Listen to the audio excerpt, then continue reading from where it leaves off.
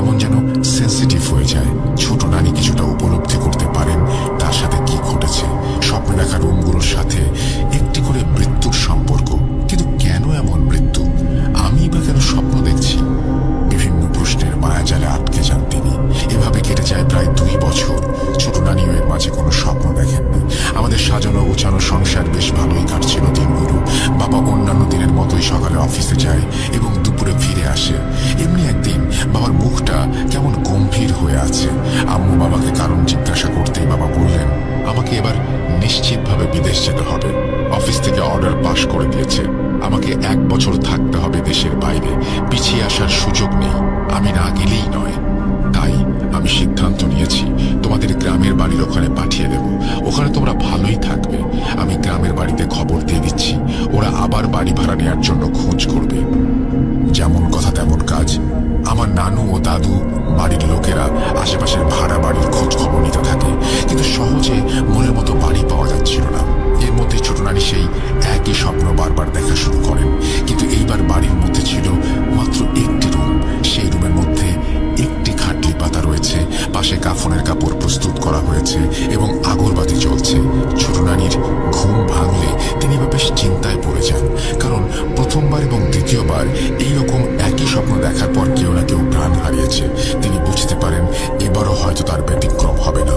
মানুষ কি নাকি ভাববে, তাকে পাগল বলবে। এই ভেবে তিনি এই ঘটনাগুলো স্বপ্নের কথা কাউকে বলতে পারছিলেন না।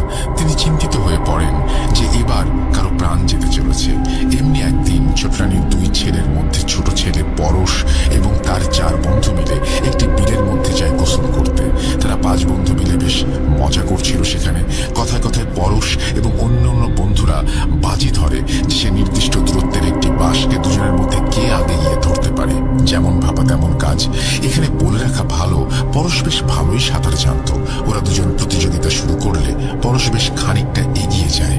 প্রায় অর্ধেকের বেশি যাওয়ার পর পরশ তার পায়ে হ্যাঁচ কাটার অনুভব করে এবং প্রায় সাথে সাথেই একটি মাত্র চিৎকার দিয়ে পানি নিচে তলিয়ে যায়।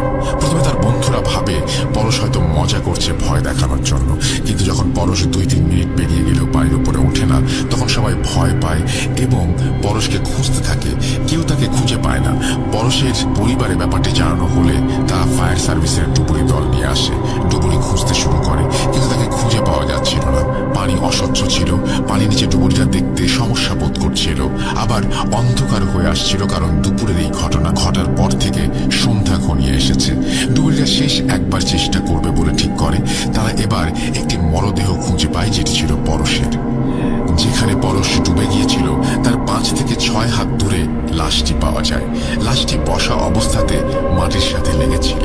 কেউ যেন তাকে কাদার সাথে চেপে বসিয়ে দিয়েছে। ডুবুরি যেমনি লাশটি পানির উপরে তুলল, কেন জানি তখনই অদ্ভুত একটি ঘটনা ঘটে। যখনই পরশের মরদেহ পানি থেকে নৌকায় তোলা হয়, তখনই পানির নিচ থেকে অনেকগুলো সাপ পানির উপরে এসে সাঁতার কাটতে শুরু করে। সবাই হঠাৎ এতগুলো সাপ চলে আসাতে ঘাবড়ে যায়। পরবর্তীতে লাশ বাড়িতে নিয়ে আসা হয়। ছোট নানি বারবার অজ্ঞান হয়ে যাচ্ছিলেন। তার এত আদরের ছেলে পরশ আর নেই।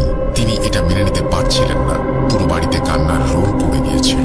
পরশকে জানাজা করিয়ে কবর দেয়া হয়। ছোট নানি তার স্বপ্নের কথা নিজের মধ্যে আর চেপে রাখতে পারেননি। তিনি তার পরিবারের সবাই এই ঘটনা শুনে একদম চমকে যায়। পরবর্তীতে ছোট রানীকে একটি কবিরাজ দেখানো হলে কবিরাজ যা বলে তা শুনে সবার আত্মা শুকিয়ে যায়। কবিরাজের বলা কথাগুলো ছিল খানিকটা এরকম: কালো জাদুর শিকার হয়েছিল ওরা 3 জন। ওদের কারো মৃত্যু স্বাভাবিক ছিল না, বরং স্বাভাবিকের মতো সাজানো হয়েছিল। এক তান্ত্রিকের বিশেষ ধরনের সাধনা পূরণ করার জন্য তার এমন 3 জন পুরুষের বলির দরকার ছিল যারা এই বংশের হবে, এবং 3 জনের প্রত্যেকের রাশি হবে তুলা। এই বলির দায়িত্বে থাকা জিনটি অনেক খোঁজার পর এদের 3 জনকে পায় এবং একে একে হত্যা করে। আর পরশের লাশ তোলার পর যে সাপগুলো দেখেছিলেন, সেই সাপরূপী জিনগুলো লাশ পাহারা দিচ্ছিল। কিন্তু কেন বাসা খোঁজার সাথে ছোট রানীর স্বপ্নের মিল, কেন আমাদের সাথে এটা যুক্ত ছিল, এটা তিনি বলতে পারেননি। শুধু এটুকুই অজানা থেকে গেল। তবে জিনটির বলির কাজ শেষ। এখন সে আমাদের কিংবা নারীর ক্ষতি করতে পারবে না বলে তিনি আশ্বাস দেন। পরিশেষে বলতে চাই, দয়া করে কেউ কালো জাদু করবেন না, কারণ এটা যার সাথে বা যার ওপর করা হয় তার পরিণাম কতটা মারাত্মক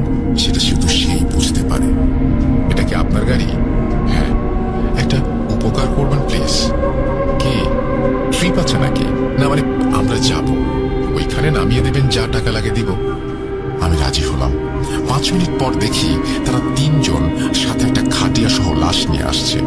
তখন বললাম, ভাই এটা লাশের গাড়ি না। তাছাড়া মালিক বলল, ভাই মালিক জানবে না, আমরা টাকাটা ভাগাভাগি করে নেব, নেন, 2 ঘন্টা লাগবে, যাওয়ার সময় তো পড়বে বাজারটা, নামিয়ে দেবো। পরে রাজি হলাম। বললাম, কোনো ঝামেলা নেই তো? ওরা বলল, আরে না। আচ্ছা ওঠেন। তারা 3 জন লাশের সাথে আমরা 2 জন, মোট 5 জন নিয়ে গাড়ি ছাড়লাম। সবাই জানেন লাশের গাড়ি চলতে চায় না। 30 মিনিট চলার পর বিরক্ত লাগলো। বললাম, ধুর, কি যে নিলাম, গাড়ি চলে না। 5 মিনিট গাড়ি দাঁড় করিয়ে বসে রইলাম। ভাবলাম সব স্পিডে চলে, আমার গাড়ির কি সমস্যা হলো? ঠিক তখনই আমার ছেলেটা বলল, ভাই কেমন যেন একটা খটখট শব্দ হলো। আমি বললাম, কই না তো, গাড়ি ছাড়ি, চল। এরপর সত্যি 20 মিনিট চলার পর আমিও শুনলাম খটখট সেই আওয়াজ। একটু গলা বাড়িয়ে বললাম, ভাই পেছনে সব ঠিক আছে তো? জি ভাই, আছে। এভাবে মোটামুটি 1 ঘন্টা চলার পর আমি ক্লাসে যা দেখলাম তা জীবনে কেউ দেখতে চাইবে না। আর আজও আমার চোখে ভাসে। দেখলাম খাটিয়ার ওপরে সাদা কাপড় গায়ে লাশ নিজেই বসে আছে, আমার চোখের দিকে তাকিয়ে আছে। যেহেতু লাশের মুখ আমি দেখিনি, তাই ওই লাশটি কিনা জানি না, তবে সাদা কাপড়ে মোড়ানো, নাকে তুলো দেওয়া কেউ একজন বসে আছে। আমি এটা দেখে নিজেকে ঠিক রাখতে না পেরে গাড়ি থামিয়ে পেছনে তাকালাম। দেখলাম কই না তো, কিছুই নেই। তাদের বললাম, ভাই লাশ আপনার কি হয়? আমার ভাই। কিভাবে মারা গেল? Heart attack. তাহলে তো এটা সুইসাইড কেস না? তাহলে কি মনের ভুল? আবার গাড়ি ছাড়লাম। প্রায় সেই বাজারের কাছাকাছি আর 40 মিনিট লাগবে। এর মধ্যে বারবারই গাড়িতে উঠলে নামলে কেমন খটখট শব্দ হয়, এবং আমিও পাচ্ছি, হেল্পারও পাচ্ছি। আমরা বারবার সেদিকে তাকাচ্ছি। এক সময় ছেলেটা ভয় পাচ্ছে যে পেছনে কি হচ্ছে, আমার হাত ধরে বসে আছে। তাদের মধ্যে একজন বলল, ভাই সামনে বাজারে একটু রেখেন, দাফনের কাপড়, আগরবাতি কিছু কিনতে হবে। এরপর তার কোনো দোকান নেই। আর তখন প্রায় 10টা বেজে গেছে। যেখানে এতক্ষণ কক্সবাজার চলে যাওয়ার কথা, সেখানে অর্ধেক রাস্তায় আছি। বললাম, আচ্ছা।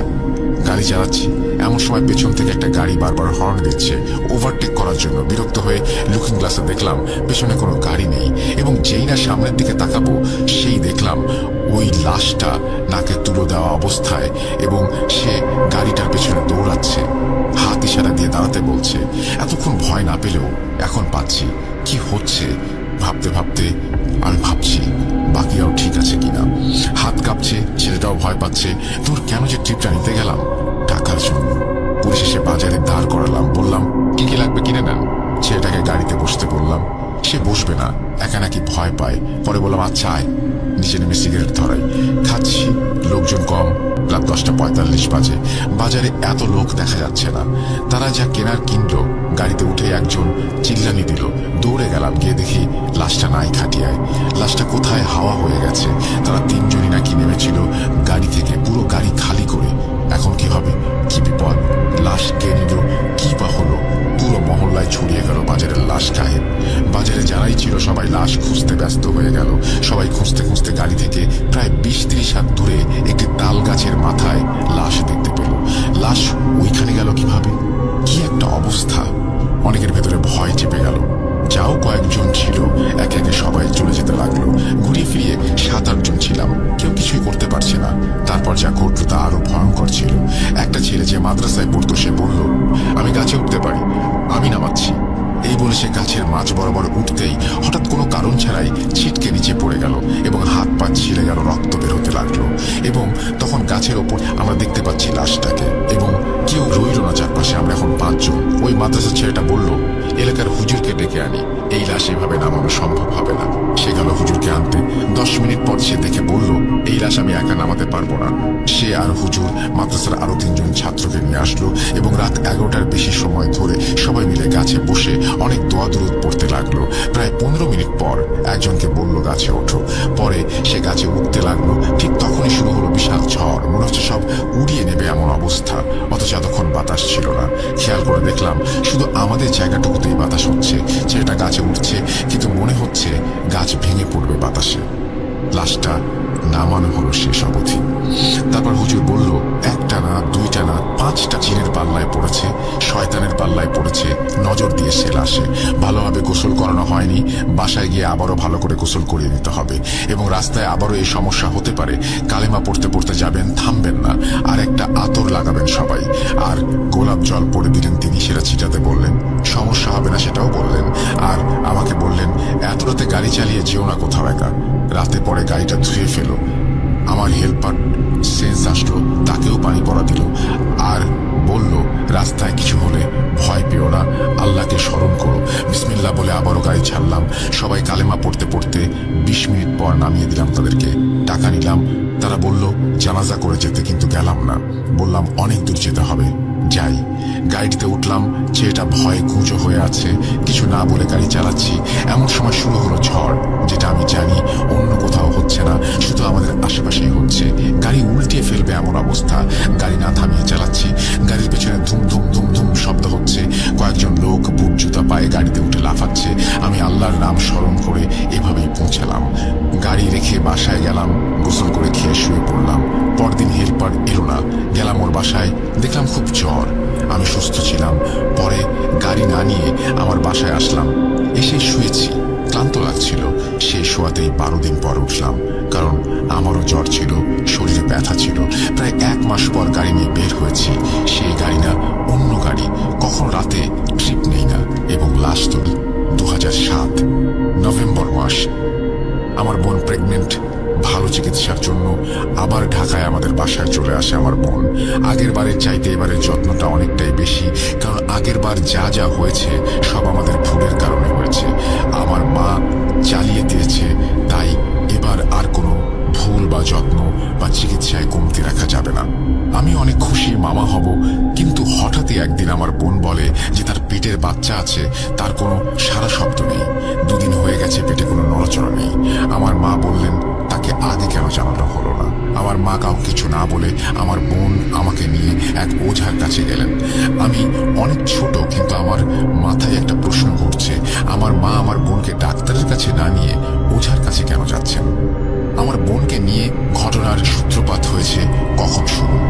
আমি যখন ওঝার বাসার গেটে ডান পাটা রাখি, তখনই ওঝা আমাকে দেখে চমকে গেলেন এবং আমার মাকে বললেন, ও কেমন আছে? মানে আমি কেমন আছি? আমার মনে কেমন একটা যেন খটকা লাগলো। যাই হোক, আমার বোনের মুখের দিকে তাকিয়ে আমি ওসব কিছুক্ষণের জন্য ভুলে গেলাম। আর ওঝাকে দেখেও ওরকম মনে হয়নি যে আমরা টিভিতে বিভিন্ন হরর মুভি যেমন দেখেছি সেরকম। সবচেয়ে আশ্চর্যের বিষয় হলো, ওঝা আমার বোনকে দেখে বলে উঠল, ওকে এখানে নিয়ে এসেছিস কেন? ওর পেটের বাচ্চা তো আর বেঁচে নেই। কথাটা শুনে আমার বোনের মাথায় আকাশ ভেঙে পড়ল। আমার মা চিন্তিত হয়ে যান, কাকে কিভাবে কি বলবে, বোনের শ্বশুর বাড়িতে খবরটা কিভাবে দেবে। এরপর ওঝা বলল, সব সমস্যা তোর এই ছেলের কারণে, তোর ছেলেকে দেখে রাখিস। এরপর আমাদের পানি পড়া দেন, শুধু আমরা সেটা নিয়ে চলে আসি। কিছুদিন যাবার পর আমি মাকে জিজ্ঞেস করি, ওঝা যে বলল সব সমস্যা আমার জন্য হয়েছে, আমি তো কোনো সমস্যার সম্মুখীন হইনি, কিন্তু ওঝা আমার দোষ কেন দিল? অনেকবার জিজ্ঞাসা করার পর মা বলতে বাধ্য হলো। সাল 1997। আমি তখন মার গর্ভে। আগেই বলে রাখি, আমার বাবা ছিলেন তখন একজন আনসার, রাতে বাসায় থাকতেন না। রাতে আমার মা, 2 ভাই এবং বড় বোনকে নিয়ে ঘুমতো আমার মা, আর আমি মায়ের গর্ভে। কোনো এক রাতে আমার মা ঘুমের ঘরে দেখছেন কে যেন আমার মাকে বলছে, তোর এই ছেলেটাকে আমায় দিয়ে দে। আমার মা ঘুমের মধ্যেই তার সাথে তর্ক করতে করতে জ্ঞান হারিয়ে ফেলে, এবং সকালবেলা বাবা বাসায় আসে এবং রাতের ঘটনা খুলে বলে, কিন্তু বাবা বিষয়টা সেরকম আমলে নেন না। কোন রকম পানি পড়া খাইয়ে দিলেন মাকে। পরে আমার মায়ের কোনো সমস্যা হয়নি, কিন্তু আমার মা চিন্তায় পড়ে যায় যে এই যে পেটে তার ছেলে আছে না মেয়ে আছে, স্বপ্নে আসা এই লোক জানলো কিভাবে, এবং ছেলেই বা কেন চাইবে? আমার মা জানতেন না তার পেটে ছেলে আছে নাকি মেয়ে। তখন বাংলাদেশে এরকম ভাবে জানার প্রচলনও ছিল না যে আগে থেকে সবকিছু জানা যাবে, ছেলে হবে না মেয়ে হবে। মানুষজন এরকম করতো না বেসিক্যালি। যাই হোক, একে একে দিন কেটে যায়, মা সবকিছু ভুলে গেল। আল্লাহর রহমতে আমার জন্ম হলো, সুস্থ সবল। এরপর 2002 সালে আমার একটি ছোট বোন হলো। এখন শুনুন ওঝা আরো কি বলেছিলেন আমার মাকে। ওঝা বলেন, তোর এই ছেলেকে তোর কাছে কেউ কখনো তোর কাছে চেয়েছিল? মা তখন হ্যাঁ বলে। ওঝা বলেন, তুই তখন দিবি না বলে স্বপ্নে তার সাথে তর্ক করেছিলি? মা হ্যাঁ বলেন।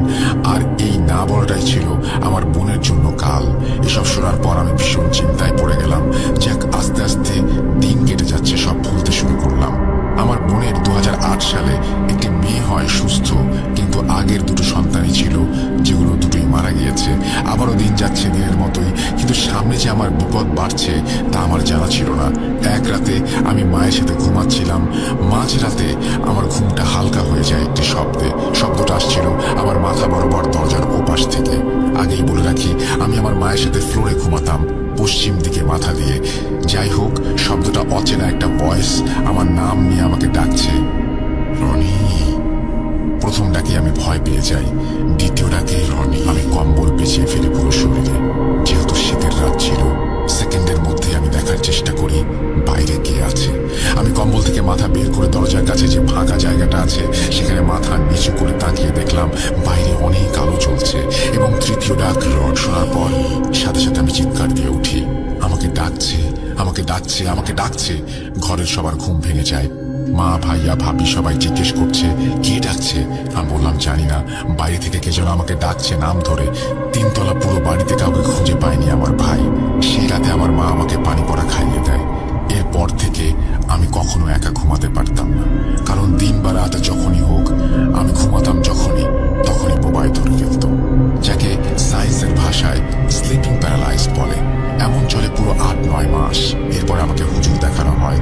হুজুর আমাকে টানা 1 সপ্তাহ দেখেন, কিন্তু আমাকে কিছুই বলেন না। সবকিছু আমার বাবাকে বলে যেত এবং শেষের দিন আমাকে একটি তাবিজ দিয়ে যায়, কিন্তু তাবিজে কোনো কাজ হয়নি। এবং আমি দেখলাম আমাকে নিয়ে আমার মা অনেক টেনশন করছে। তাই কোনো সমস্যা হলেও এগুলো আমি আমার পরিবারের আমি যখন 10ম শ্রেণীতে পড়ি, এসএসসি পরীক্ষা শেষ হওয়ার পর আমিও আমার বন্ধু রাজীব ফরিদপুরের অচিন্তল নামক একটি জায়গায় যাই। সেখানে 200 বছরের চাইতেও পুরনো একটি বট গাছ রয়েছে। আমার বাসা ফরিদপুর হওয়ায় আমিও আমার বন্ধু রাজীব সাইকেল নিয়ে অচিন্তলা গাছটির উদ্দেশ্যে রওনা করি। গাছটি দেখে আমরা অবাক হয়ে যাই, কারণ গাছটি ছিল খুবই বড় এবং গাছের ডালগুলো অনেক জায়গা নিয়ে ছড়িয়ে ছিটিয়ে ছিল। আমরা নিজেকে আর সামনে রাখতে পারলাম না। ছবি তোলার জন্য গাছের কিছুটা উপরে উঠে পড়লাম। সেখানে দেখতে পেলাম কিছু খুচরো টাকা পয়সা, কানের দুল ইত্যাদি রাখা আছে। বলে রাখা ভালো, গ্রামের মানুষ তাদের কোনো সমস্যা সমাধানের জন্য গাছের উদ্দেশ্যে মানত করে। সেই মানত পূরণ হলে গাছের একটি স্থানে টাকা দিয়ে যায়। আমরা সেখানে দেখতে পেলাম একটি সোনার কানের দুল। আমি তখন বেশি কিছু না ভেবে কানের দুলটি বাসায় নিয়ে যাওয়ার জন্য পকেটে রাখলাম। তার কিছুক্ষণ পরেই গাছটির পাশ দিয়ে একটি বৃদ্ধ লোক যাচ্ছিল। সে আমাদের দেখে খুব রাগ প্রকাশ করলেন। আমরা জুতা পরে সেই গাছের উপর উঠেছি। আমরা তখন কোনোভাবে তাড়াহুড়ো করে বাড়ির দিকে রওনা দিলাম। বাড়ি ফিরে ওই কানের দুলটি একটি ডায়েরিতে রেখে দেই। সেদিন রাতে আমি স্বপ্ন দেখি কেউ আমাকে জোর করে সেই অচিন গাছে ফাঁসি দেওয়ার চেষ্টা করছে। আমি ব্যাপারটিকে তেমন গুরুত্ব দিলাম না, ভুলে গেলাম। এরপর আমি ধীরে ধীরে অসুস্থ হতে থাকি। অনেক ডাক্তার দেখিয়েও কোনো সমাধান পাই না। একদিন রাতে আমি স্বপ্নে দেখতে পাই একটি কালো ছায়া আমার সেই কানের দুলটি ফিরিয়ে দিতে বলছে। আমি তখন ব্যাপারটা কিছুটা আন্দাজ করতে পারি। আমি অসুস্থ থাকায় আমার বন্ধু রাজীবকে ডেকে সবটা খুলে বলি আর সেই কানের দুলটা সেখানে ফেরত দিয়ে আসতে বলি। রাজীব কানের দুলটি ফেরত দিয়ে আসলে কিছুদিন পর আমি ধীরে ধীরে সুস্থ হতে থাকি। সে সকল বাজে স্বপ্ন আমি আর দেখতে পাইনি।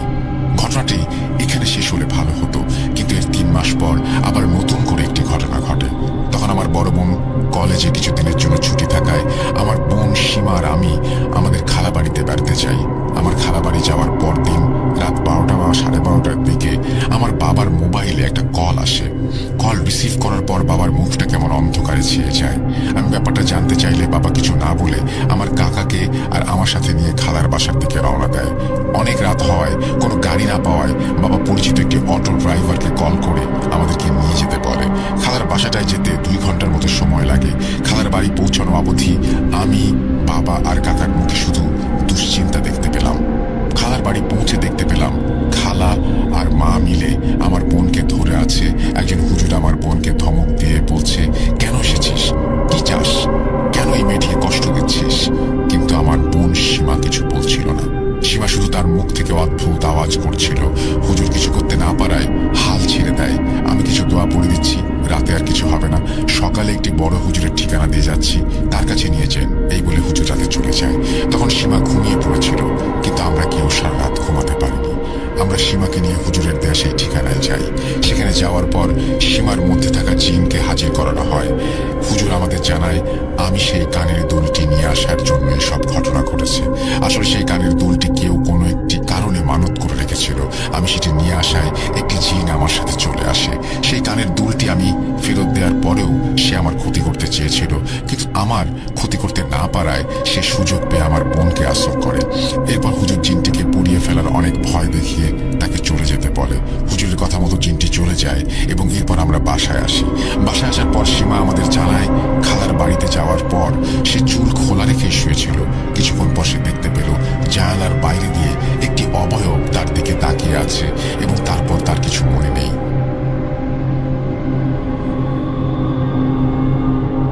আমি আজকে নৈহাটির ওই বাড়িটার ব্যাপারে জানতে চাই, যে জায়গাটাতে আপনি গিয়েছিলেন এবং সেই জায়গায় মারাত্মক কিছু ঘটনা ঘটেছে। একদম শুরু থেকে শুরু করুন গোলকবাবু, কি ঘটেছিল?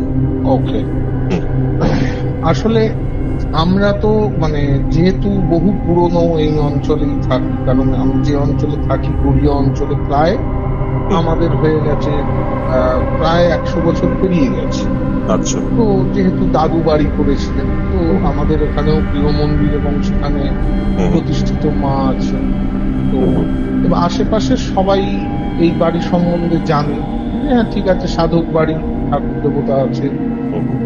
ন্যাচারালি বেশ কিছুদিন আগে আমার একজন মানে পাড়ারই একটি ছেলে, সে একটি ব্যাংকে চাকরি করে, নৈহাটিতে পোস্টেড কারেন্টলি।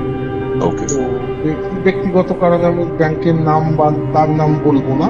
তো সেই হিসেবে তো ছেলেটির মা বাবা এমনিতে আমাদের বাড়িতে এসে পুজো পাঠ করে বা পুজো টুজো দেয় বিভিন্ন সময়, বা বিভিন্ন সময় আসে টাসে গল্প টল্প করে। তো ও এসে বলে যে ও যেখানে ব্যাংকে কাজ করে ওরই খুব অতি পরিচিত, কারণ ঘনিষ্ঠ হয়ে গেছে পরবর্তী ক্ষেত্রে, কারণ বহুদিন ধরে ও সেই ব্রাঞ্চে আছে। তো তারই পাশে একটি দোকান আছে, তো সেই দোকানের যিনি মালিক, তার বড় বিপদ হয়েছে এবং তার বাড়িতে দুটি মৃত্যুও হয়ে গেছে এই বিপদের জন্য। তাকে আমাকে সাহায্য করতে হবে। বললাম দেখো ভাই, তুমি এসে বলছো ঠিক আছে, কিন্তু যতক্ষণ না আমি আসল ঘটনাটা শুনছি, কি হয়েছে না হয়েছে, যে কোনো মানুষের মৃত্যু এরকম কোনো ব্যাপার নয়। মৃত্যু যে কোনো, যখন ভগবান চেয়েছেন যে কোনো লোককে তুলে নিতে পারে, এটা কোনো ইয়ে নয়। জন্ম হয়েছে যখন মরতে হবেই আমাদের, একদমই তাই। তো সেই হিসেবে তখন ও বললো ঠিক আছে আমি কথা বলছি। তো ও আমার সামনে থেকেই ফোন করে। তো ভদ্রলোক বলে যে আমি কালকেই আসতে চাইছি। তো বললো যে ঠিক আছে, সেটা ছিল সেকেন্ড বা ফোর্থ স্যাটারডে ছিল। তো ছেলেটি এসেছিল শুক্রবার রাত্রে। তো ও আমার সামনে থেকেই ফোন করে। তো ভদ্রলোক পরের দিন শনিবার দিন সকালবেলা এসে আমার বাড়িতে হাজির হন, প্রায় তখন 10:30 11টা বাজে। আমার কাছে আসে, নিয়ে আসে ছেলেটি, ওকে নিয়ে আসেন সঙ্গে করে। এটা কোন সময় কথা বলছেন? এটা আমি বলছি এই আগস্ট সেপ্টেম্বর। আচ্ছা। আগস্টের শেষ, সেপ্টেম্বরের হ্যাঁ সেপ্টেম্বরের শুরুর দিকে, কারণ আমি তখনই জাস্ট ফিরেছি। হ্যাঁ, ওই সময় আপনি মানে আমার জন্মদিনের জন্য আপনি হোয়াটসঅ্যাপে হ্যাঁ ওই সময় আমি ফিরেছি। ওকে। তো তখন আমি ওই হঠাৎ করে আসার পরে আমি বললাম যে ঠিক আছে বলুন কি হয়েছে। তো বললো যে দেখুন দাদা, বেশ কিছুদিন আগে মানে আমি বাড়ি নৈহাটি ওইখানে যেখানে দোকানের কাছে, কারণ আগে ওরা ওনাদের পৈতৃক বাড়িতে থাকতো, সেই পৈতৃক বাড়িতে আইনগত বিভিন্ন বিষয়ের ঝামেলার জন্য ওনারা ভাগের যে সম্পদ যেখানে থাকতেন সেটি তার টাকাকে দিয়ে দেন এবং তার যে অংশের যে দাম সেটা নিয়ে ওনারা নিজেরা ইনভেস্ট করে নৈহাটি স্টেশনের কাছাকাছি মানে 15-20 মিনিট দূরে একটি নতুন বাড়ি ক্রয় করেছে। তো নতুন বাড়ি ক্রয় করেনি, সরি আমার বলার ভুল, মানে একটি বাড়ি ক্রয় করেছেন, সেটিকে নতুন ভাবে তারা রিকনস্ট্রাকশন করেছেন, রং টং করে যেমন মানুষের সেটা সাজিয়েছিল। সাজানোর পরে যখন ওনারা বাড়িতে গৃহপ্রবেশ করেন, আমি জিজ্ঞেস করেছিলাম কি কি পুজো করেছেন। বললো যে আমরা সাধারণভাবে লক্ষ্মীনারায়ণ পুজো, গৃহপ্রবেশ যা যা পুজো হয় ঠাকুর মশাইরা করেন সেইভাবে করে আমরা ঢুকেছি আফটার রিকনস্ট্রাকশন এন্ড এভরিথিং। খুব ভালো কথা, এবার বলুন প্রবলেমটা কি হয়। বললো যে বাড়িতে ঢোকার 1 মাসের মধ্যে ওনার বাবা কিন্তু রিটায়ার্ড স্কুল মাস্টার ছিলেন, কিন্তু যথেষ্ট শক্ত সমর্থ ছিলেন, বয়স্ক অবশ্যই বয়োবৃদ্ধ, কিন্তু যথেষ্ট শক্ত সমর্থ ছিলেন। কোনো রোগ ব্যাধি বা রোগ বালাই সেরকম কিছু ছিল না।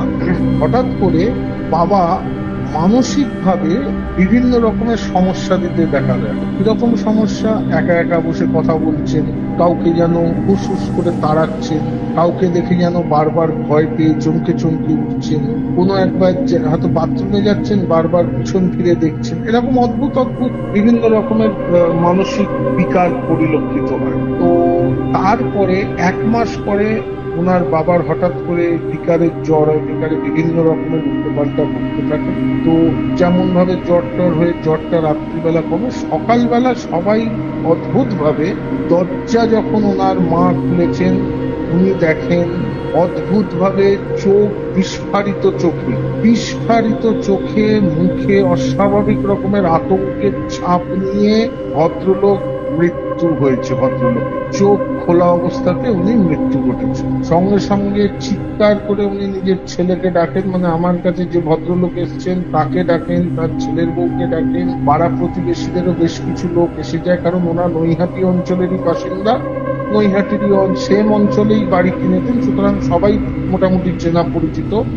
সবাই এসে দেখেন অদ্ভুত ভাবে মৃত্যু হয়েছে, যেন কোনো জিনিস দেখে মারাত্মক ভাবে যখন মানুষ ভয় পেয়ে যায়, যখন মৃত্যু হয়, ঠিক সেই রকম ভাবে ওনার বাবার মৃত্যু ঘটেছে, চোখ খোলা। যাই হোক, সেই সমস্ত বিষয় নিয়ে মারাত্মক রকমের চর্চা চলে, যে কেন, কি বৃত্তান্ত, কি জন্য হয়েছিল, কেন হয়েছিল, সমস্ত কিছু চর্চা চলে। এবং চর্চা চলার পরে বাবার দাহ কার্য সম্পন্ন হয়, সমস্ত কিছু সম্পন্ন হয়। কোনো ডাক্তার ডেথ সার্টিফিকেট দিতে চাইছিল না, কারণ বাড়িতে ওই রকম অদ্ভুত ভাবে মৃত্যু ঘটেছে। তারপরে চেনাশোনা ডাক্তারের কাছ থেকে ডেথ সার্টিফিকেট নিয়ে তার যা সরকারি যা প্রসিডিয়ার সেটা ফলো করে ওনারা দাহ কার্য সম্পন্ন করে বাড়িতে ফিরে আসার পর সেই দিন রাত্রি থেকে ওনার মায়েরও মানসিক বিকার দেখা দেয়। মায়ের মানসিক বিকার দেখা দেয় এবং মা ঠিক 7 দিনের মাথায় একই রকম ভাবে জ্বরে পড়েন। এইবারে যখন জ্বরে পড়ে তখন ভদ্রলোক বলেন বাবার ওই রকম হয়েছিল, তাহলে আমি আজকে মায়ের রাত্রিবেলা মায়ের কাছে থাকবো, বা পালা করে উনি একটি আয়া রাখেন, সেই আয়াকেও বলেন আমি এবং আপনি পালা করে মায়ের ওখানে জেগে বসে থাকবো, যাতে মা কোনো কারণে ভয় না পান বা কিছু না হয়। তো যখন উনি প্রথম অর্ধরাত্র জেগে বসেছিলেন, কিছু হয়নি। দ্বিতীয় অর্ধরাত্র কিন্তু সেম, সেই বিকারের সময় উল্টোপাল্টা কথা, চেঁচামেচি, অদ্ভুত অদ্ভুত কথাবার্তা বলা, এরকম সমস্ত জ্বরের ঘরে চলছে।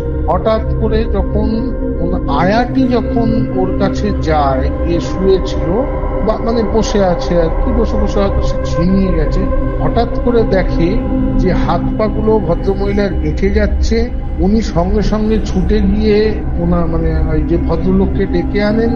যতক্ষণে ভদ্রলোককে ডেকে আনেন ততক্ষণে দেখেন যে সেই ঠিক সেম ভাবে যেভাবে বাবার মৃত্যু হয়েছে, অদ্ভুতভাবে হাত পা গুলো যখন ভয়ের চোটে মানুষ যেন কোনো কিছু ঠেকানোর জন্য হাত পা দেয়, ঠিক সেই রকম ভাবে শুয়ে বিস্ফারিত চক্ষু, মুখে অসম্ভব রকমের আতঙ্ক, অমানবিক পৈশাচিক আতঙ্ক যাকে বলে, সেই রকম আতঙ্ক সমেত ভাবে ওনার মারও মৃত্যু ঘটেছে। সঙ্গে সঙ্গে সেই সেম কেস, উনি আবার সেই ডাক্তারকে ডাকলেন। ওনাদের মনের মধ্যে বদ্ধমূল ধারণা হলো, আশেপাশের লোকজন বললো যে বাড়িতে মারাত্মক রকমের প্রবলেম আছে, এক্ষুনি তোমরা বাড়ি ছেড়ে দাও। কিন্তু উনি বাড়ি ছাড়তে নারাজ, বলে না এরকম কোনো জিনিস নয়, নিশ্চয়ই কোনো রকম বিকার হয়েছে, সেই জন্য এই ঘটনা ঘটেছে।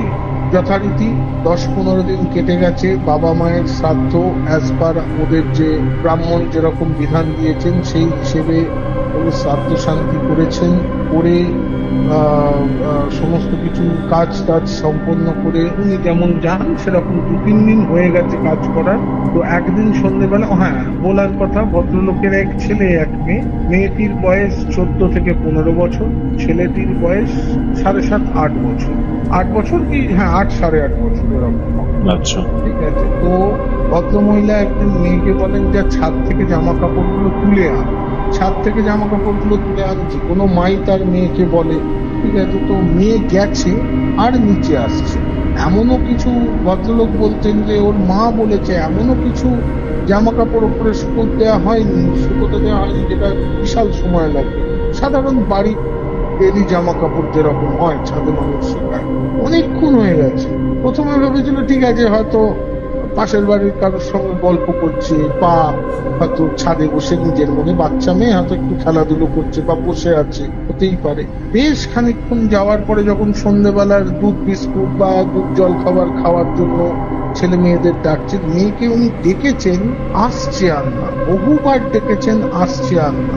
তো ইতিমধ্যে ভদ্রলোকও দোকান থেকে কোনো কারণে বাড়ি ফিরেছে। দোকানে কর্মচারীরা আছে, উনি হয়তো কোনো কারণে সান্ধ্য আহ্নিক বা এই সমস্ত কারণে উনি বাড়ি ফিরেছেন। তো উনি বাড়ি ফিরেছেন, ওনাকে দরজাটা খুলে দিয়ে বলে দেখো তো তোমার মেয়ের কাণ্ড, কখন গেছে ছাদে এখনো আসার নাম নেই। ছেলেটাও বসে আছে দিদির সঙ্গে জল খাবার খাবে বলে সন্ধ্যেবেলা। উনি আবার সেই আমাকে ছাদে ওঠাবে। উনি ছাদে গিয়ে অস্বাভাবিক রকমের চিৎকার করছে। আর হ্যাঁ, ভিন্নামি নয়, যেহেতু হঠাৎ করে বাবা মা দুজনের একসাথে মৃত্যু হয়েছিল, ভদ্রমহিলার মা মানে এই বাচ্চাগুলির দিদা মানে ভদ্রলোকের শাশুড়ি মা এসে এই বাড়িতে ছিলেন। ওই রকম চিৎকারে ভদ্রলোকের শাশুড়ি মা তারা সবাই উপরে ছুটে গেছে। ভদ্রলোকের মুখের কথা শুনছি, একটি 14-15 বছরের মেয়ে গায়ের সমস্ত রকমের জামা কাপড় ছিঁড়ে ফেলেছে এবং সম্পূর্ণরূপে মানে তার গায়ে কোনো বস্ত্র আদির আবরণ নেই। সেই রকম ভাবে মাথার চুলগুলো সামনের দিকে এবং পিছনের দিকে উস্কো খুস্কো। পুরো বাড়ির পাঁচিলের যে ছাদের যে পাঁচিল হয়, পাঁচিলের ছাদ বলছে, সরি ভুল বলছি, বাড়ির ছাদে যে পাঁচিল হয়, ন্যাড়া ছাদ তো নয়, পাঁচিল যে থাকে, সেই পাঁচিলের ওপর দিয়ে এদিক ওদিক দৌড়ে ঘুরে বেড়াচ্ছে আর হাসছে আর দৌড়ে দৌড়ে ঘুরে বেড়াচ্ছে। সাংঘাতিক ব্যাপার, অদ্ভুত রকমের মানে দৃশ্য। যে দৃশ্য উনি যখন বলছেন আমি কল্পনা করে মানে কোন রকম আমি বললাম কি বলছেন, বললেন যে হ্যাঁ আমি সত্যি কথা বলছি। আপনি নিজে দেখেছেন? বললো আমি কেন, আমার স্ত্রী সঙ্গে সঙ্গে যেমন মায়েদের হয় কান্নাকাটি শুরু হতে হতে ওনার স্ত্রী ওখানেই অজ্ঞান হয়ে যান এবং উনি আত্মবিহ্বল হয়ে উনি দেখছেন যে হচ্ছেটা কি। কারণ এরম তো চট করে কেউ কোনোদিন দেখে না, বা কেউ কোনোদিন চট করে দেখেছে বলে আমার মনে হয় না। তো আমিও দেখিনি কোনোদিন, আমি এই প্রথম এইরকম ঘটনা শুনলাম। আমি জীবনের চোখের সামনে এরকম ভাবে ওই ছাদের পাঁচিলের উপর দিয়ে ওই রকম ভাবে একটি বাচ্চা শিশু ঘুরে বেড়াচ্ছে ওরকম ভাবে আমিও কোনোদিন দেখিনি এত বছরের লাইফে, বা আমি শুনিনি। যাই হোক, তো এইটা শোনার পরে এলাম বাবা এটা সাংঘাতিক ঘটনা। তারপরে কি বললেন যে দেখুন আমার শাশুড়ি মা উনি ভারত সেবাশ্রমের দীক্ষিত। যাই হোক, উনি যেহেতু বয়স্ক মানুষ পুজো পাঠ নিয়ে প্রচুর থাকতে ভালোবাসেন, তো উনি সঙ্গে সঙ্গে উপরেই ঠাকুর ঘর, তো উনি মানে একটু নিচের দিকে নেমে সেখান থেকে সঙ্গে সঙ্গে হনুমান চালিসাটা এনে উনি জোরের পাঠ শুরু করছেন। এবার অনেকে বলতে পারে ওপরে যখন ঠাকুর ঘর হবে তখন কি করে, এটা ভুল কথা। যে দেবতা থাকলেই সেখানে কোনো রকম অনুপ্রবেশ করতে পারবে না বা এই রকম ঘটনা, এরকম কোনো মানে নেই। অশুভ শক্তির ছায়া মারাত্মক রকমের হয়, বিভিন্ন রকমের ক্ষেত্রে মন্দিরের ভেতরেও অশুভ শক্তির প্রবেশ করতে পারে, এরকম কোনো মানে নেই। ঠিক আছে। এই যে অনেকের এগুলো ধারণা, যারে ঠাকুরের মন্দিরের সামনে গেলেই সমস্ত কিছু কেটে যাবে, এগুলো আগেকার দিনের সিরিয়ালে বা মুভিতে হতো। কিন্তু আসল যারা তন্ত্র নিয়ে কাজ করে তাদেরকে জিজ্ঞেস করবেন, মন্দিরের মধ্যেও অশুভ শক্তি এসে আপনার ক্ষতি করে দিয়ে চলে যাবে, কেউ বুঝতেও পারবে না। ঠিক আছে, এটা সুতরাং এটার কোনো ইয়ে নেই। যাই হোক, এসে যখন হনুমান চালিসা পাঠ করেছে এবং বারবার একটা ঘটিতে করে জল নিয়ে হনুমান চালিসা পাঠ করছে, করে ফুঁ দিয়েছে। পুরো হনুমান চালিসা পাঠ করার সময় ও কিন্তু ওই পাঁচিল দিয়ে দৌড়াচ্ছে। একটা হনুমান চালিসা পাঠ করতে মিনিমাম 3 থেকে 4 মিনিট কমপ্লিট করতে সময় লাগবে, প্রথম দোহা থেকে শেষ দোহা পর্যন্ত। ঠিক আছে, সেইটা পাঠ করার সময় পুরোটা ও দৌড়েছে এবং ওর যখন ওর দিদা যখন ওর গায়ে জল ছিটিয়েছে, ও পড়ে যেতে যাচ্ছিল পাঁচিলের বাইরের দিকে, ওর বাবা ছুটে গিয়ে ওর হাতটা টেনে নেয় এবং ভেতরের দিকে টেনে নেয়। সঙ্গে সঙ্গে বাবা ওকে কাপড় জামা জড়িয়ে নিচে এনে শুইয়ে দেয়। তারপর থেকে শুরু হয় অদ্ভুত ঘটনা। মাঝে মধ্যেই মেয়েটির চোখ উল্টে, যেমন সেই টিভিতে দেখায় চোখ উল্টে গেলে সাদা হয়ে যায় চোখ, সেরকম ভাবে সাদা হয়ে যাওয়া, বা ধনুষ্টঙ্কারের মতন যেমন বডি বেঁকে যায় সেরকম বডি বেঁকে যাওয়া, এবং মুখ দিয়ে অদ্ভুত গড়গড় শব্দ করা, এবং অদ্ভুত বিভিন্ন অন্যরকম টাইপের ভাষায় কিছু কথা বলা। মানে ল্যাঙ্গুয়েজটা আননোন ল্যাঙ্গুয়েজ। এটা কিন্তু নোট করো, ল্যাঙ্গুয়েজটা অদ্ভুত রকম ভাবে আননোন ল্যাঙ্গুয়েজ।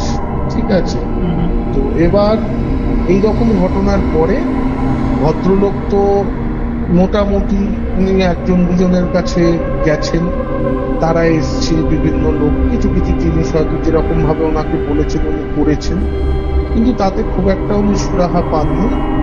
তারপরে ওনার ছেলে কিন্তু ইন দ্য মিন হয় যে কোনো জায়গায় যেতে একা একা ভয় পাচ্ছে, কোথাও যেতে চাইছে না।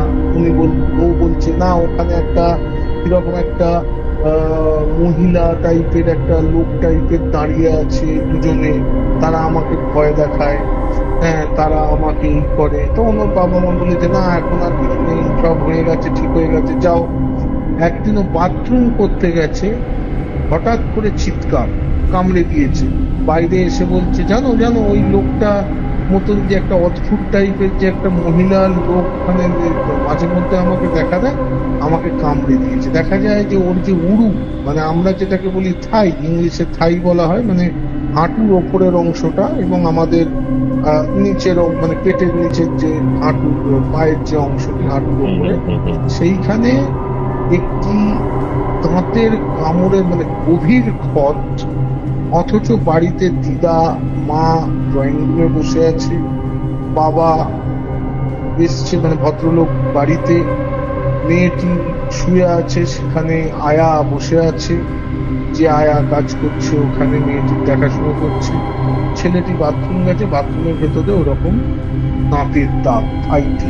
তখন ভদ্রলোকের বুঝতে বাকি রইল না যে এখানে কোনো অতিলৌকিক শক্তি বা অতি অশুভ শক্তির কোন রকম প্রকাশ ঘটেছে এবং যারা এই বাড়িতে ওদেরকে থাকতে দিতে চাইছে না।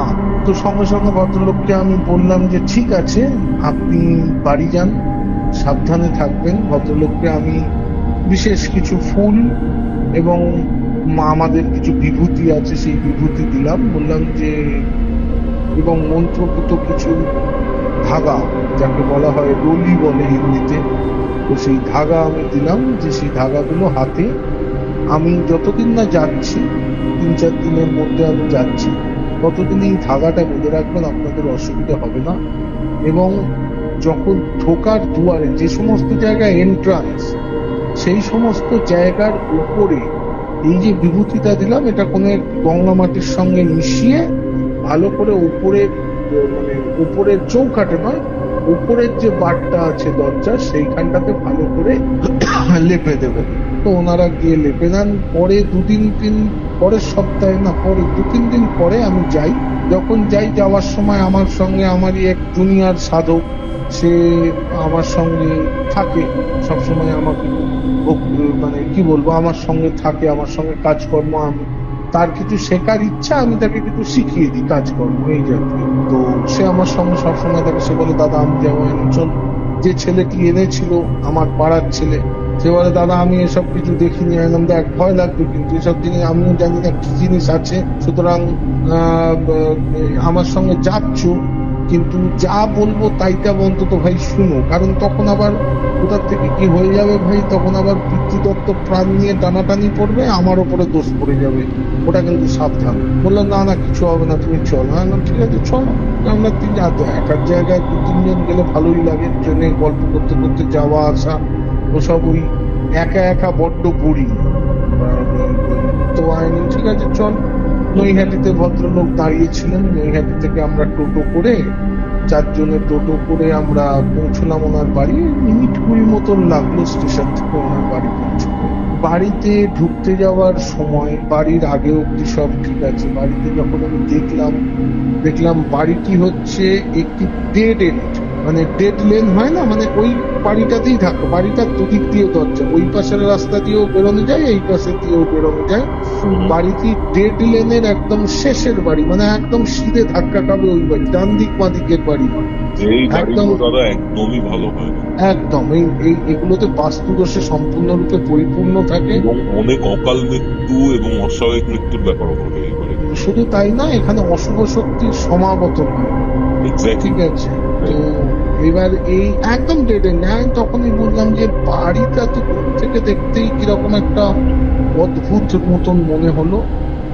তো যাই হোক, আমরা তো প্রথমেই আমি অন্যদেরকেও বলে দিয়েছিলাম, দেখো আমরা এই বাড়িতে কাজ করতে যাচ্ছি, সুতরাং এই বাড়িতে জলগ্রহণ অন্ন গ্রহণ কিচ্ছু গ্রহণ করবে না। যা কিছু খেতে হবে ওখান থেকে যদি অত্যন্ত জরুরি দরকার পড়ে ওইখান থেকে বেরিয়ে ভালো করে নিজেকে আগুন সেঁকে এবং মন্ত্র বলে তোমার দেহ শুদ্ধি করে তারপরে তুমি কোনো রকম একটা জায়গায় আগুন সেঁকে নিয়ে তারপরে জল খাবার এগুলো গ্রহণ করবে। নইলে স্নান না করে, এই ক্ষেত্রে ওই বাড়ির থেকে বেরোনোর পর স্নান না করে কিছুই খাওয়াটা উচিত নয়। আর বাড়িতে কখনো এইসব কাজ করে আসার পরে বাড়িতে সাধারণত ডাইরেক্ট গৃহে প্রবেশ করতে হবে, সামনে উঠোন দিয়ে কোনো একটি জায়গায়, যেমন আমার বাড়িতে আছে, আমি উঠোন দিয়ে ঢুকে এই সমস্ত কাজকর্ম করে আসার পরে আমার বাড়ির পিছনে যে কলতলা আছে সেই কলতলাতে গিয়ে ভালো করে সেখানে স্নান করে টোরে নিয়ে তারপরে আমি শুদ্ধ বস্ত্রাদি পরে ঘরের ভেতরে প্রবেশ করি। আপনি কি দেন জলের মধ্যে? হ্যাঁ, ওখানে কিছু কিছু বিশেষ জিনিস আছে। আমি যখন এরকম টাইপের কোনো জায়গা থেকে ফিরি দাদা, ঠিক আছে, তখন সন্ধক লবণ দিয়ে স্নান করি, মানে অনেকটা নেগেটিভিটি দিয়ে। না, সন্ধক লবণ থাকে, কিছু বিভূতি থাকে, ঠিক আছে, বিশেষত কিছু বিভূতি আমরা থাকে, সেই বিভূতিটা আমরা মেখে নিই, ঠিক আছে, সেই বিভূতিটা মেখে তারপরে স্নান করা, ঠিক আছে, তাতে পুরোপুরি ক্লিয়ার আউট হয়ে যাবে। পুরোপুরি ক্লিয়ার আউট হয়ে যায়। কারণ প্রচুর নেগেটিভিটি এই সমস্ত কাজ করার পরে যখন আসছো, সঙ্গে প্রচুর নেগেটিভ ফোর্স তোমার সঙ্গে আসে। নেগেটিভ ফোর্স মানে কিন্তু এই নয় যে ভূত প্রেত দত্তি দানব সব এসে ঢুকে গেল, ওখান থেকে তুমি যে চিন্তাকে বা ভূত প্রেতকে ছাড়িয়ে এলে তারাই তোমার পেছু পেছু এসে ঢুকে গেল, সেটা নয়। নেগেটিভ ফোর্স, নেগেটিভ এনার্জি প্রচুর রকমের হয়। সেই নেগেটিভ এনার্জি গুলো যখন এন্টার করে, যখন অনেক নেগেটিভ এনার্জি এন্ট্রি হয়ে যাবে তোমার ঘরের ভেতরে, তখন দেখবে নেগেটিভিটিটাকে আকর্ষণ করতে করতে ওই সব এন্টিটিকেও আকর্ষণ করবে। হ্যাঁ, যেগুলো ডেঞ্জারাস হয়। হ্যাঁ, এবার ঘটনা হচ্ছে অনেকে ভাবে আরে নেগেটিভিটি মানেই বোধহয় ভূত প্রেত আছে। না, এটা ভুল কথা, এটা ভুল কথা। নেগেটিভিটি মানে ভূত প্রেত না, নেগেটিভিটি মানে একটা নেগেটিভ অরা, নেগেটিভ এনার্জি। এইগুলো যখন একসঙ্গে ধীরে ধীরে জমতে থাকে, সেই জমতে থাকার সময় এই বিভিন্ন নেগেটিভ এন্টিটি গুলোকে ওরা আকর্ষণ করে। কারণ ওরা জানে আরে ভাই এই জায়গাটা তো আমার জন্য একদম আদর্শ জায়গা, এখানে তো পুরো আমি যে পাওয়ারের মধ্যে থাকতে পছন্দ করি সেই পাওয়ারটাই আছে, ঢুকে যাও। তখনই শুরু হয় খেলা। যাই হোক, মানে তখনই হচ্ছে সেই, হ্যাঁ। এবার আমি যখন ওখানে যাচ্ছি, গিয়ে অদ্ভুত ভাবে রিকনস্ট্রাক্টেড বাড়ি, আমি ঢুকে গেছি। আমার যে জুনিয়র সাধক যে আমার সঙ্গে গেছে, আমার জুনিয়র, সে যখন ঢুকতে গেছে হঠাৎ করে, এটা কি মানে একটু পুরোনো ধাঁচের বাড়ি তো, মানে প্রথমে হচ্ছে উঠোন, মানে পাঁচিলে দিয়ে গেটটা দিয়ে ঢুকলে উঠোন, তারপরে বাড়ি সামনে বেশ খানিকটা খোলা উঠোন, তারপরে বাড়ি। উঠোনের ঢোকার জন্য যে মেন সদর দরজা, সেখান দিয়ে ঢুকতে যাচ্ছেন উপর থেকে একটা ছোট্ট, খুব বড় নয়, মানে বিশাল আঘাত করে দেবে এরকম নয়, একটা ছোট্ট চাঙর খসে ওর কপালে পড়লো।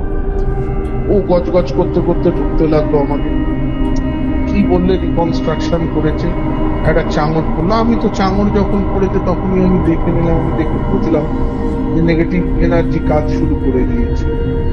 ভেতরে ঢুকে প্রথম যে কাজটা হলো, এবার আমাকে অনেকে বলতে পারে দাদা আপনি কি শুধু গন্ধই পান?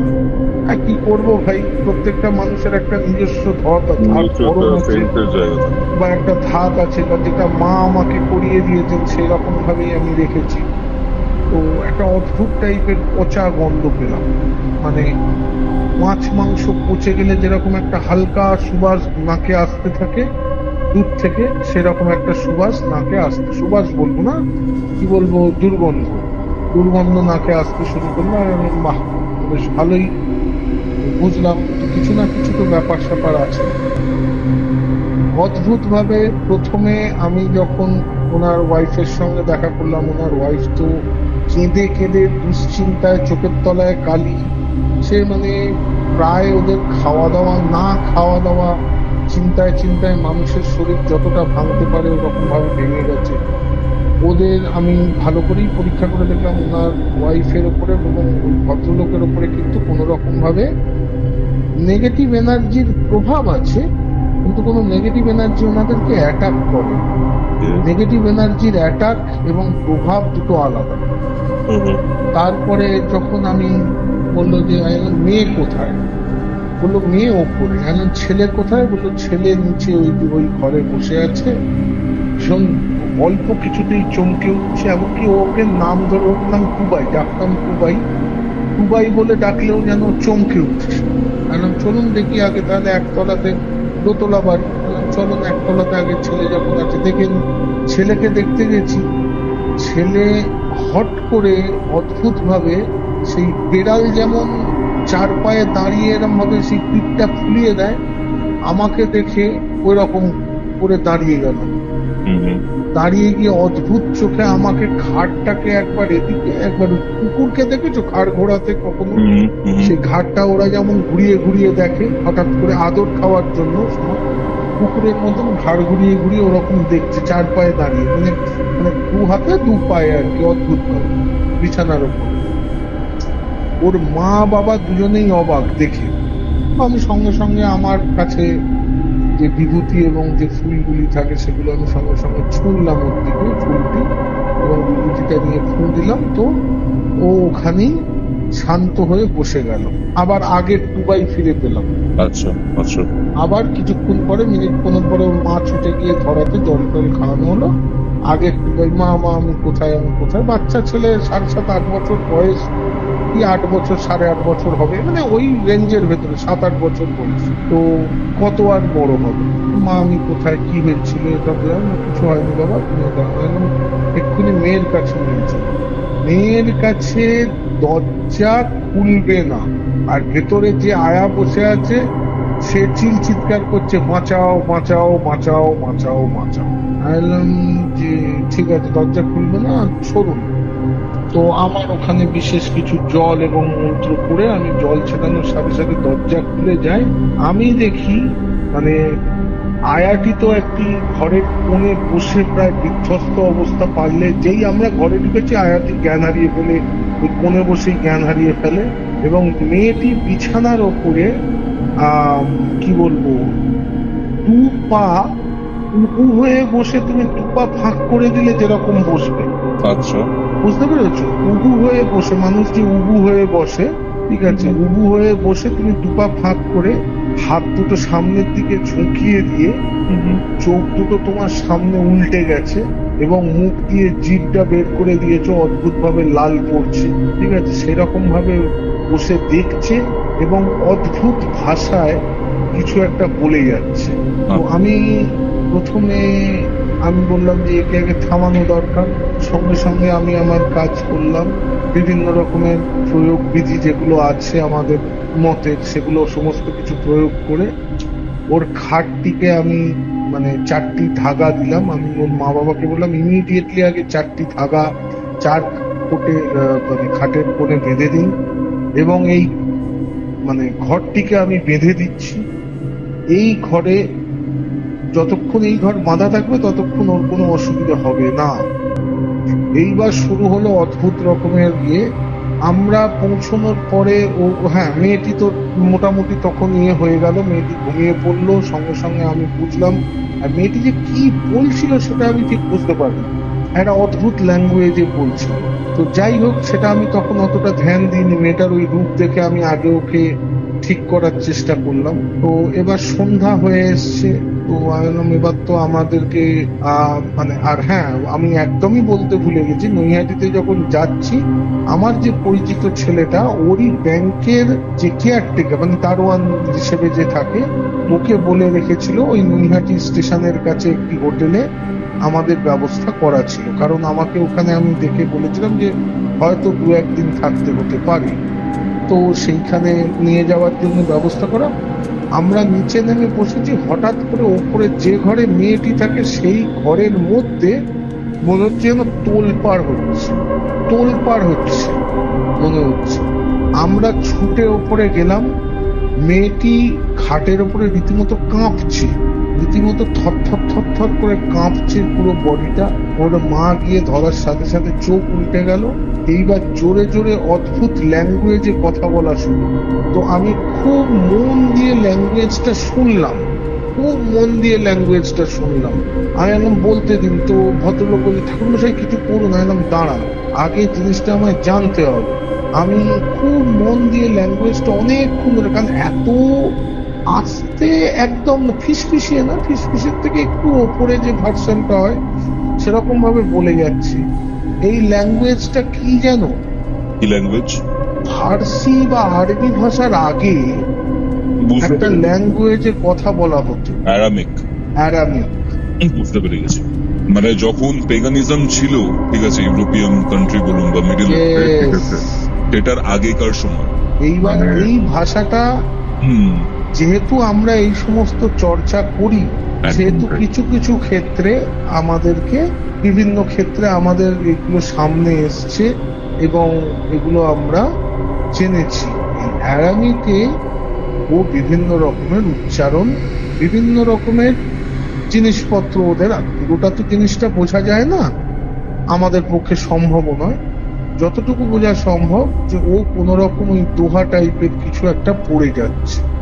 এটা খুবই সাংঘাতিক একটা ব্যাপার, মানে নৈহাটির মতো জায়গাতে এরকম একটা ব্যাপার হচ্ছে। তার মানে ওর ভেতরে যে ছিল সে ভিন ধর্মী, এটি একটি জিন।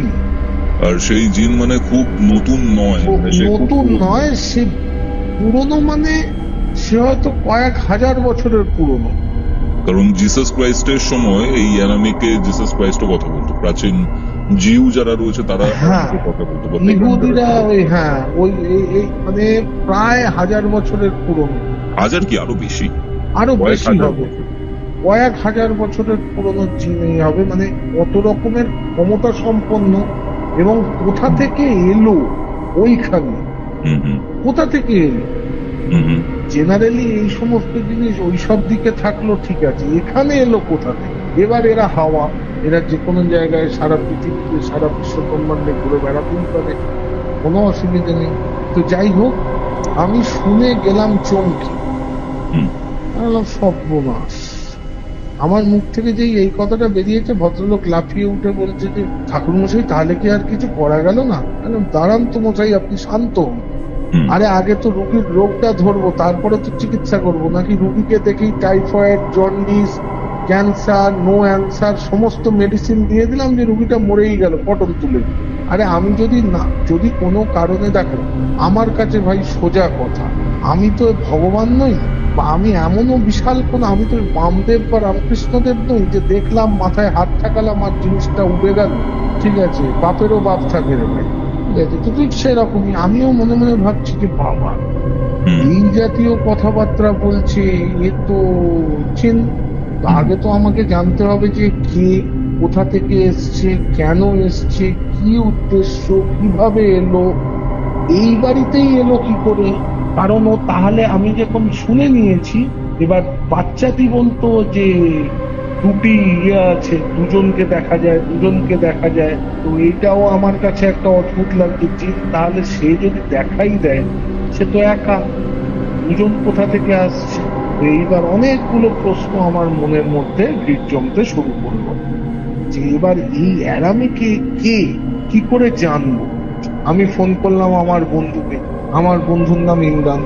ও খুব ভালো এই সমস্ত, ও মানে ইসলাম নিয়ে, মানে ইসলাম তন্ত্র নিয়ে, সুলেমানি তন্ত্র নিয়ে ওর বিশাল বড়, মানে কি বলবো, হিন্দিতে যাকে বলে পৌঁছ, খুব উঁচু মার্গের সাধক ও। আমি ওকে ফোন করলাম, আমি বললাম ভাই যে করেই হোক তোমাকে আসতে হবে, কারণ এই ভাষা আমি শুনেছি, সবকিছু আমি বুঝতে পারছি না, তুমি এসো ইমিডিয়েটলি। তো আমি ওদেরকে জিজ্ঞেস করলাম, দেখুন আমার বন্ধু আসছে, সে ইসলাম ধর্মাবলম্বী তান্ত্রিক, আপনাদের কোনো অসুবিধে নেই তো? কারণ ভদ্রলোকেরা হিন্দু ব্রাহ্মণ, বাড়িতে শালিগ্রাম শিলা প্রতিষ্ঠিত। আমি বললাম দেখুন আমার এই সমস্ত ব্যাপারে কোনো রকম নেই কিছু, ঠিক আছে, তো আপনি কি কোনো রকম যদি অসুবিধা হয় তাহলে আলাদা ব্যাপার। কারণ দেখো ভাই, এ তো আমার বাড়ি নয়, অন্যের বাড়ি, ফট করে আমার ওপরে কে কি বলে ফেলবে, মান অপমানের ব্যাপার আছে। এক্ষেত্রে আমি ধর্মীয় ব্যাপার স্যাপার আনছি না, কিন্তু একটা মান অপমানের ব্যাপার আছে, সুতরাং আমার জিজ্ঞেস করে নেওয়াটা আমার পক্ষে সমীচীন মনে হলো। ওরা বললো না না, এরকম কোনো আমাদের ক্ষেত্রে থেকে কোনো বাধা নিষেধ নেই, থাকার মধ্যে আপনি আনতে পারেন। ওকে। তো আমি বললাম ঠিক আছে, আজকে যা হয়েছে থাকুক, কোনো অসুবিধে নেই, আমি আমার যথাসাধ্য যা যা বাঁধার বেঁধে এলাম। আমি বললাম ঠিক আছে। পরের দিন সকালবেলা ইমরানকে নিয়ে হাজির হওয়ার পরে ইমরান আমাদের হোটেলে এলো, হোটেল থেকে আমি ইমরানকে নিয়ে আমি ওর বাড়ি গেলাম। ইমরান যখন ইমরান ওই বাড়িতে পৌঁছলো, ইমরান ঢুকেই আমাকে বলছে, ভাই এই বাড়িতে চিন আছে? আচ্ছা। বললো শুধু চিন নয়, আরো 3 থেকে 4টে ভূত আছে। আমি কি আছে? বললো 3 থেকে 4জন যারা আছে তারা কিন্তু কেউ হিন্দু নয়। কেউ হিন্দুই নয়? না। আর এই বাড়ির মাটির নিচে কবর আছে। আমি কি বলছিস? বললো এই বাড়ির মাটির নিচে কবর আছে। আচ্ছা। ইমরান ঢোকার সাথে সাথে ছেলেটি, বাচ্চা ছেলেটি, যার এতক্ষণ কোনো অ্যাকশন ছিল না, তার অ্যাকশন হলো দেখার মতো। সে ছুটে এসে বারান্দায় দাঁড়িয়ে সে হঠাৎ করে সে ওই অ্যারামিকে কি সব কথা বলতে শুরু করলো। আচ্ছা। ঠিক আছে। ইমরান সঙ্গে সঙ্গে তার বিভিন্ন জিনিসপত্র ছিল, জিনিসপত্র দিল এবং কাজ করলো। ছেলেটি সঙ্গে সঙ্গে অজ্ঞান হয়ে পড়ে গেল, মা ওকে নিয়ে ভেতরে গেল। তারপরে ইমরান বলল ওর ভাই বোন দুজনকেই এক ঘরে রাখুন আগে। তারপর ইমরান শুরু করলো ওর কাজ। আমি বললাম ঠিক আছে। আমার আজকে ঠিক সেই দিনই ছিল, তার একদিন পরে ছিল অমাবস্যা। হ্যাঁ, বললাম ঠিক আছে ইমরান, তুই কবে কাজ করবি? বলে আজকে আমি বেঁধে দিয়ে যাচ্ছি। আর অমাবস্যার দিন কাজ শুরু কর, তুই তোর কাজ শুরু কর, আমি আমার কাজ শুরু করব।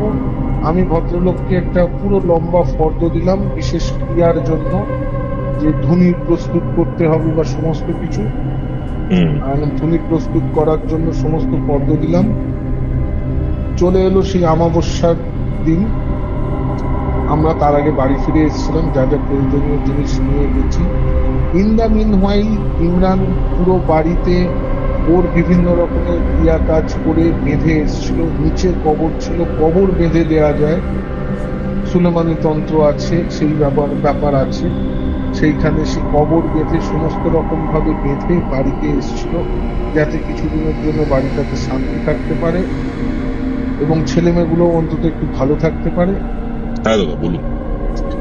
অমাবস্যার দিন এলো, ইমরান যথারীতি তার বিভিন্ন রকমের ক্রিয়া শুরু করলো। নিচে আমরা আমাদের যে ক্রিয়ার যে ব্যাপার স্যাপার শুরু করলাম।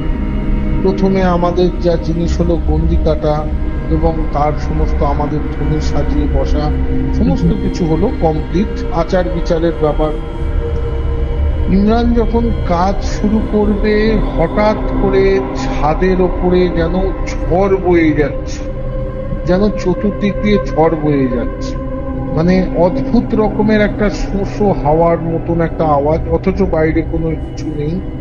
ঝড় বয়ে যাচ্ছে, মারাত্মক রকমের অসুবিধে।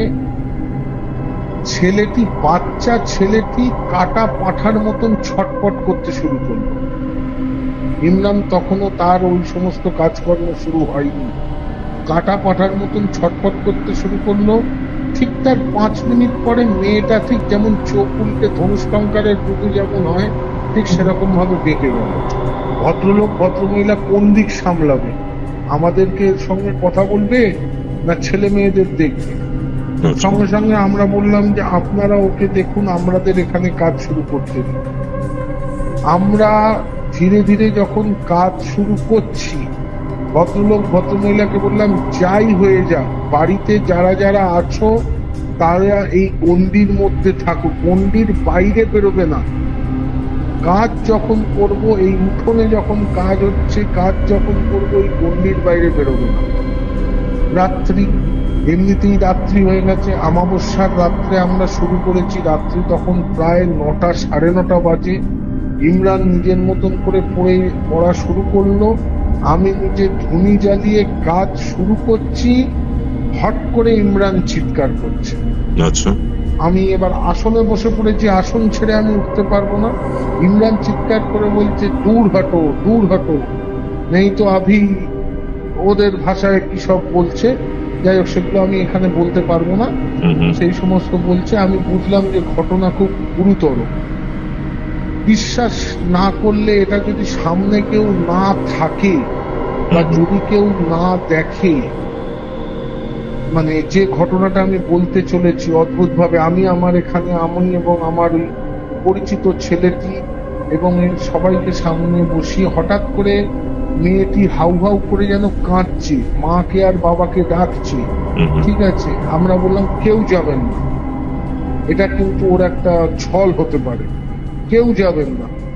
তোর মা বারবার যেতে চাইছে, কোনো রকমে ওর বাবা হাত টেনে বসে আছে।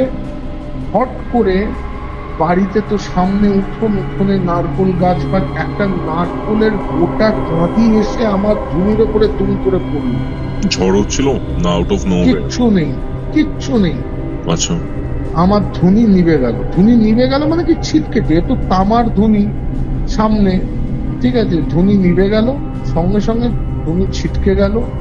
আর এইবার হলো সব থেকে বড় টুইস্ট, যেহেতু পুরনো বাড়ি, সেহেতু ওতে 1.5 তলা আছে, 1.5 তলা, মানে বুঝতে পেরেছি, একতলা দুতলার মাঝখানের যে জায়গা, মাঝখানে ওইখানে মেয়েটি এসে দাঁড়িয়ে 1.5 তলার থেকে ডাইরেক্ট জাম্প করে নিচে সামনে গণ্ডির বাইরে বসে গেল, যেরকম ভাবে বসে থাকে।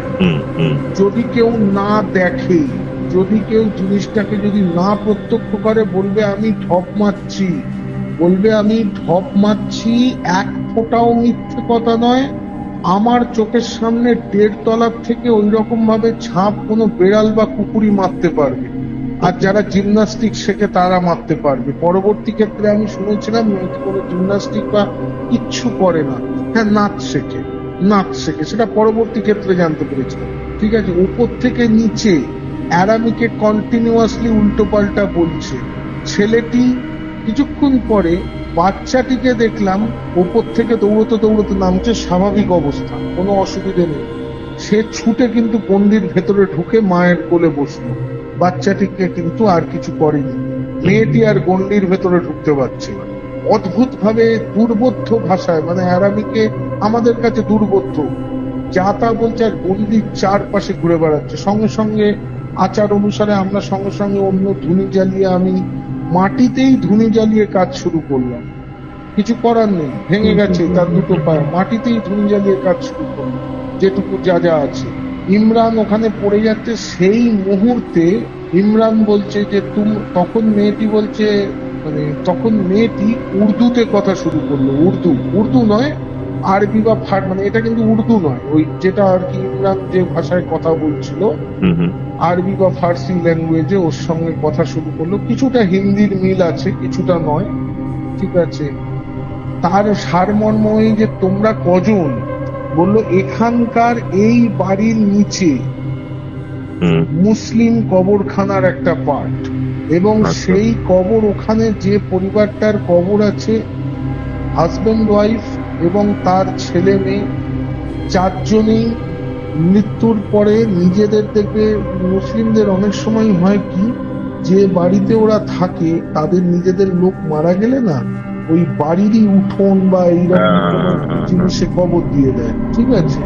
তো এই ক্ষেত্রেও তাই হয়েছিল। এই বহু পুরনো বাড়ি, এই বাড়িটা তৈরি হওয়ারও আগে, যে বাড়িটা কিনেছে সেই বাড়িটাও তৈরি হওয়ার আগে ওখানে যে বাড়িটি ছিল সেই বাড়িটির মালিকরা ওইখানেই কবরে সমাধিস্থ হয়। এবং যে মালিকটা হয়, এটা কিন্তু ইমরানের পুরো চিজটা আমি বলছি। আমাকে এখানে একটা কথা একটু বুঝিয়ে বলুন, ঠিক আছে? এই যে জিনগুলো ছিল যেটা বলছেন, অ্যারামিকে মারিদ। বহু প্রাচীন মারিদ জিনের কথাই বলছেন, কবরস্থানটা কি মানে অনেক হাজার বছর পূর্বে এই জায়গাতে ছিল না রিসেন্ট ব্যাপারটা কি? বলছি, আসছি। আচ্ছা বলুন। এইবার যখন ইমরানের এই কথাগুলো শুরু হচ্ছে, ঠিক আছে,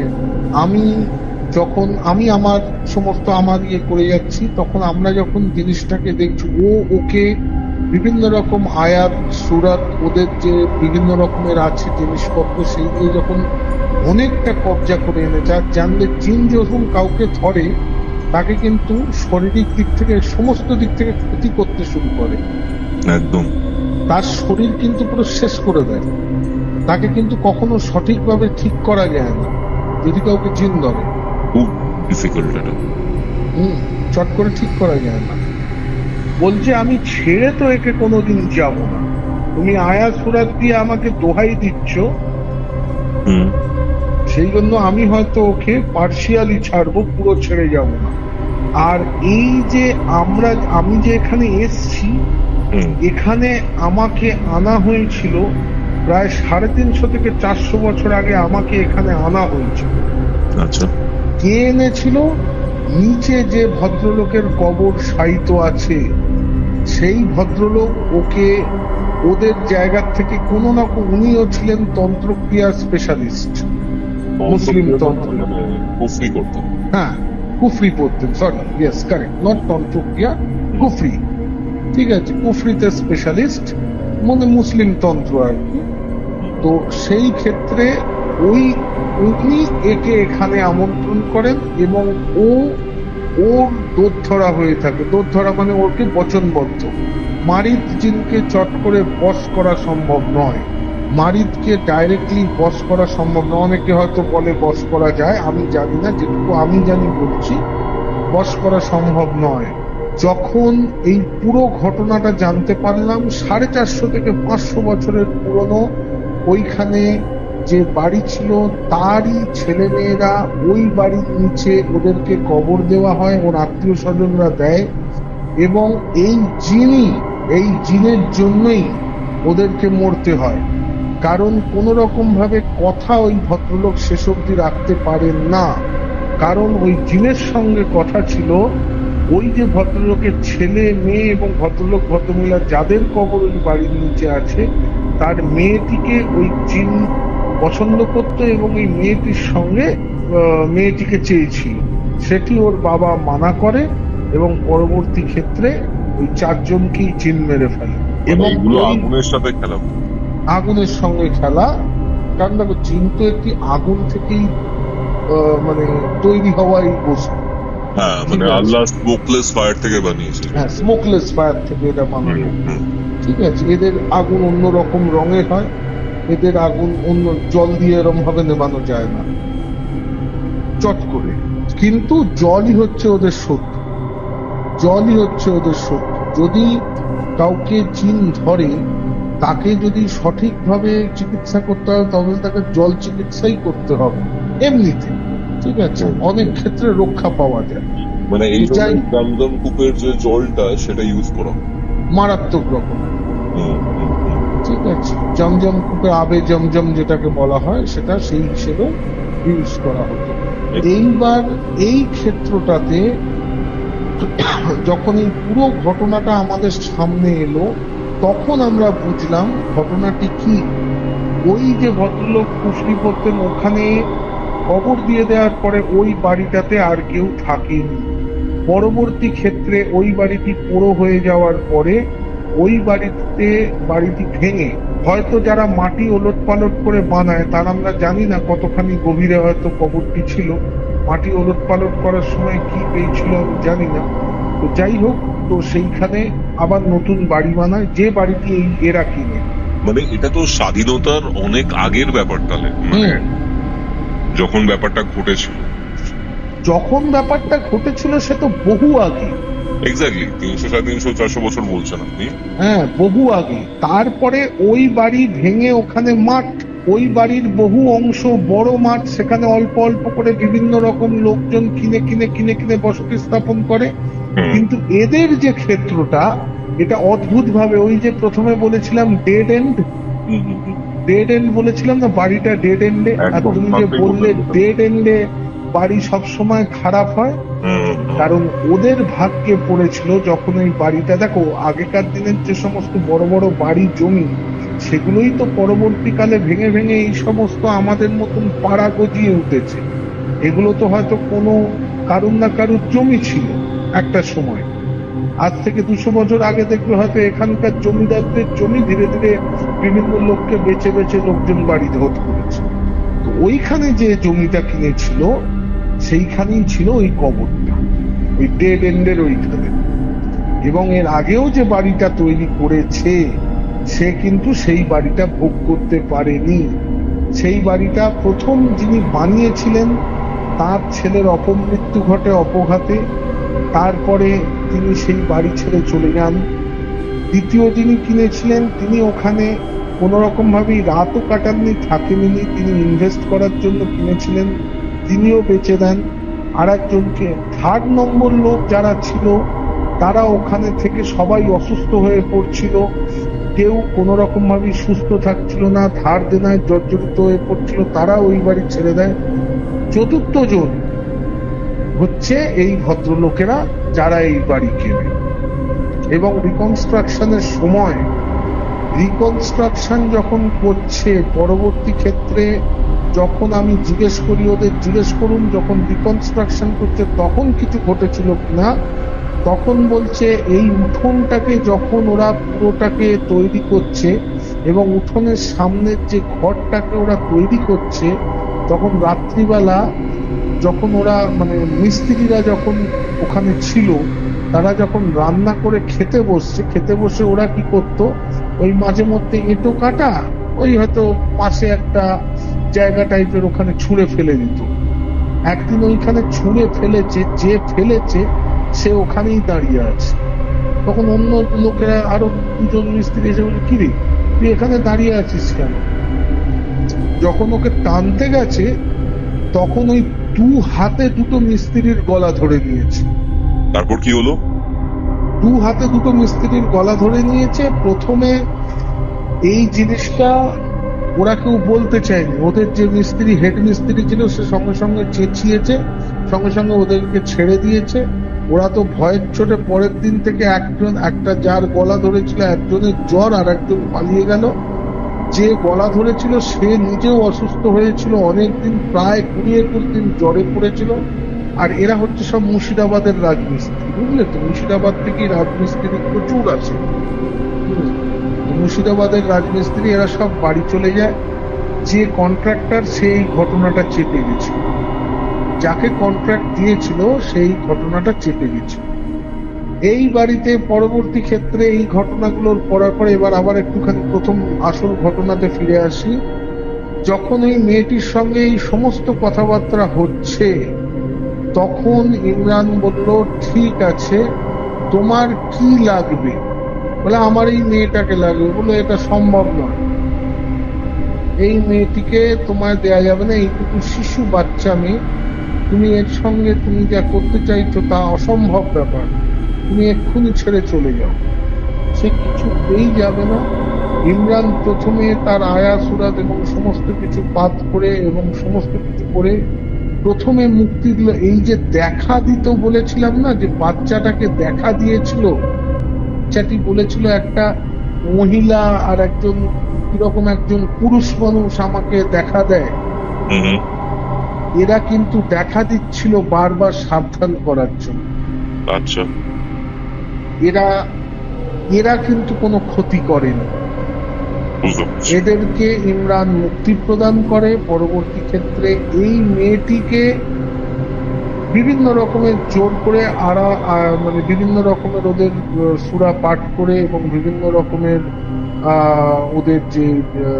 ওদের যে সমস্ত জিনিসপত্র হয় সেই সমস্ত সেই দিনই এই জিনিসটাকে ওর থেকে দূরে করে দেওয়ার চেষ্টা করার পরেও মেয়েটিকে কিন্তু সম্পূর্ণরূপে এখনো সুস্থ করা যায়নি। ওরা ওই বাড়ি ছেড়ে অন্য বাড়িতে উঠে গেছে।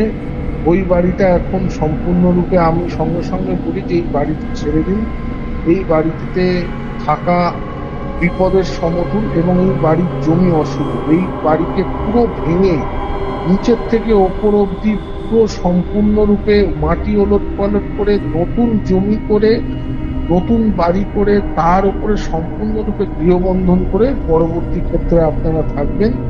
এই মুহূর্তে আপনাদের যে অবস্থা, এই বাড়ি ছেড়ে অন্য বাড়িতে যান। ওরা সঙ্গে সঙ্গে ভদ্রলোক যেহেতু অবস্থাপন্ন এমনিতে সঙ্গে সঙ্গে একটি ফ্ল্যাট কিনে সেইখানে চলে যাওয়ার জন্য স্থানান্তর করেন। বর্তমানে মেয়েটি ভালো আছে, কিন্তু মেয়েটি মানসিকভাবে এখনো বিকারগ্রস্ত থেকে সরে যায়নি। মেয়েটির সম্পূর্ণরূপে এখনো নিজের মনে বিড়বিড় করে। কোনো রকম অদ্ভুত বিকার দেখা না গেলেও মেয়েটি মানসিকভাবে একদম ভেঙে পড়েছে।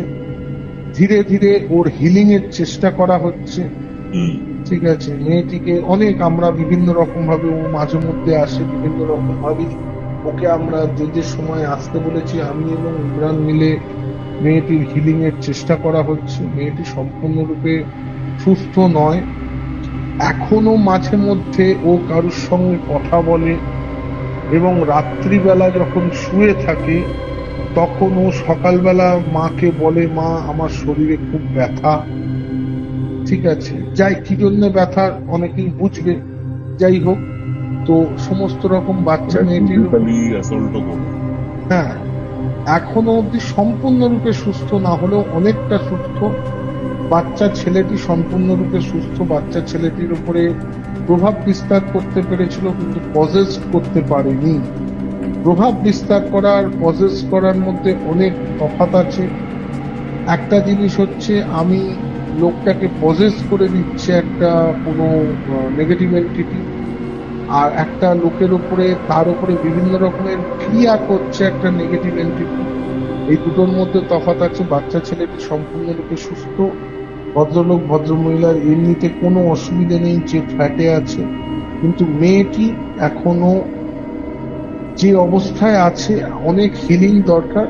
তবে সম্পূর্ণ সুস্থ কোনোদিন হবে কিনা সেটা বলা অত্যন্ত শক্ত, কারণ এই সমস্ত ক্ষেত্রে আমার প্রিভিয়াস এক্সপিরিয়েন্স বা অন্য অন্য ইনসিডেন্টে দেখা গেছে যে সম্পূর্ণরূপে সুস্থ হয় না। সুস্থ যতটাই হোক একটা প্রভাব এর থেকে যায়। তাই আমার প্রত্যেককে অনুরোধ, এক, যে বিভিন্ন রকমের সাধন করা।